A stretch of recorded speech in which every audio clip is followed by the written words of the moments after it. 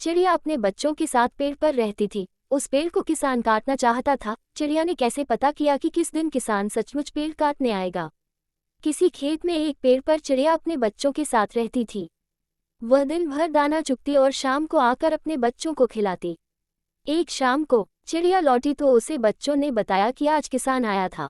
वो कह रहा था कि कल अपने बेटों को भेजेगा इस पेड़ को काटने के लिए, तो हमें अब ये जगह छोड़कर चले जाना चाहिए। चिड़िया ने बच्चों से कहा, निश्चिंत रहो, कल कोई नहीं आने वाला। अगले दिन सचमुच कोई नहीं आया। इस तरह कुछ दिन बीत गए। एक शाम फिर जब चिड़िया अपने घोंसले में आई तो बच्चों ने बताया कि आज फिर किसान आया था और कह रहा था कि कल वो मजदूरों को पेड़ काटने के लिए भेजेगा। चिड़िया ने फिर वही कहा कि कल कोई नहीं आने। अगले दिन सचमुच कोई नहीं आया। इस तरह कुछ दिन और निकल गए। फिर एक दिन बच्चों ने चिड़िया को बताया कि आज किसान आया था और कह रहा था कि कल वो खुद ये पेड़ काटने आएगा। चिड़िया ने अपने बच्चों से कहा कि अब हमें ये घोंसला छोड़ देना चाहिए।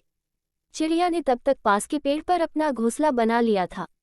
वो बच्चों को वहां लेकर चली गई। अगले दिन चिड़िया के बच्चों ने देखा कि किसान आया और उसने पेड़ काट दिया। बच्चों ने चिड़िया से पूछा कि आपने जैसा कहा ठीक वैसा ही हुआ।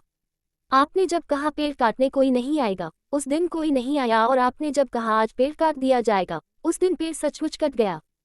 चिड़िया ने अपने बच्चों को बताया कि जब तुमने कहा कि किसान आज खुद पेड़ काटने आएगा, मैं समझ गई कि किसान अब दूसरों पर निर्भर नहीं है, इसलिए वो आज ये काम करके ही रहेगा।